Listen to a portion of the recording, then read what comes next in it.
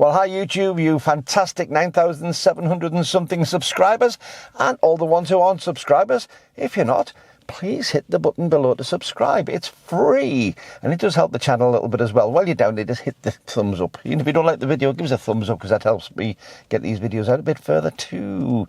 Good to see you all. Well, my last video was a bit of a rant. My apologies. I don't like doing rant videos, but it seems an awful lot of people online did appreciate what I was saying on there. So thank you very much for all the support, which has been fabulous. Today's not a rant. Today is back to what I like best about photography, which is going out and having a bit of fun. And I haven't got the pictures done. There's no pictures on this one, so I'm sorry I haven't got those done as yet. I'm still a bit nervous about putting photos up, to tell you the truth. Yeah, we'll come back to that some other time. But I've been out today and I got a message asking me to do a video to give a couple of suggestions of things to inspire a photographer. Oh my goodness, what does that mean? I can't inspire myself half the time. So I had to think about it, and I had to think about it, and I had to think about it. And I carried on thinking about it, and really I couldn't think of anything to suggest which was inspiring. And then yesterday, I was doing a gig up at a place called Dalbeattie, which is on the Solway coast in Scotland. It's just about, I think it's about 12, 15 miles further on than Dumfries from where I am. And lovely little town, lovely little town. I go there quite often. And I was doing a gig out there yesterday. And I'd done my gig, sat down, I'd visited another possible venue, sat down in the car, looked up, and there was a beautiful old 1930s Art Deco type cinema, which is now a shop. And there's an awful lot of these old buildings around which have been repurposed. They are starting to disappear quickly though, so that gave me a little bit of inspiration, is to start looking around for some of these historic buildings in our towns and cities. And historic, this isn't even 100 years old yet, but still historic buildings. And partly the reason for this, I worked up until 2012, I ran an enterprise centre for the local city council here in Carlisle. And it was a beautiful building, and it was 4 different ages of building. Carlisle Enterprise Centre. It used to be the Carlisle Electric Lighting Company, and it was Carlisle's very first, this is Carlisle in the UK, Carlisle's very first power station. Right in the middle of the city. It was meant for doing electric lights around this city. Because in those days it was thought, well, nobody's going to want to spend money and put electricity in when they've already got perfectly good working gas mantles. So this was done for the street lighting originally. And of course, there was more and more demand, so that to build bigger and bigger power stations and further out of town.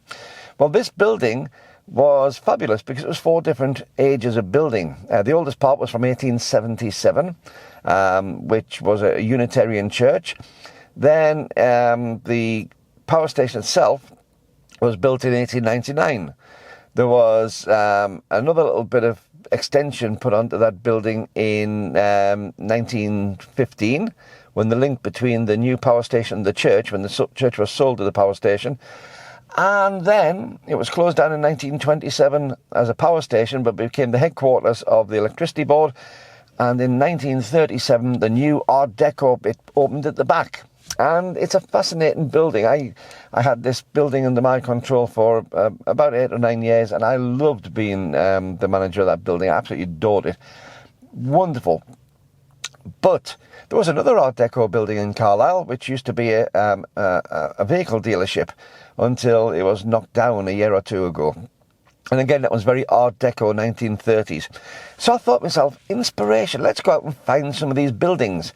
So that's what I've been doing. I've been out trying to find old cinemas, because a lot of the cinemas in the UK, I don't know what it was like in other countries. Let me know in the comments below what you had as cinemas and what those cinema buildings are now used for in your country.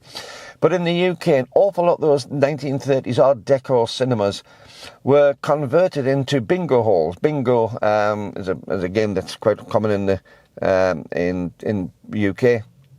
And in the 1960s, a lot of these cinemas were sold off because television came in. People didn't go to the cinema as much, and they were converted into things like bingo halls.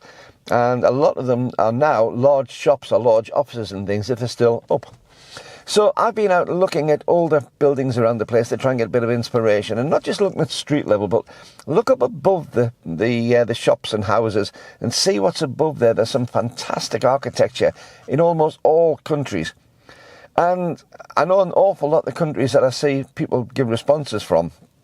And if you do give a response, just let us know which country you're from. Just say hello from the country. You know, I'm really fascinated as to where people are when they see my videos. But an awful lot of these countries, especially in Asia and in some of the more developed parts of the Western world, have gone through some radical changes in the last, well, half decade, certainly, with high-rise buildings in cities becoming 10 times the size they were, populations expanding.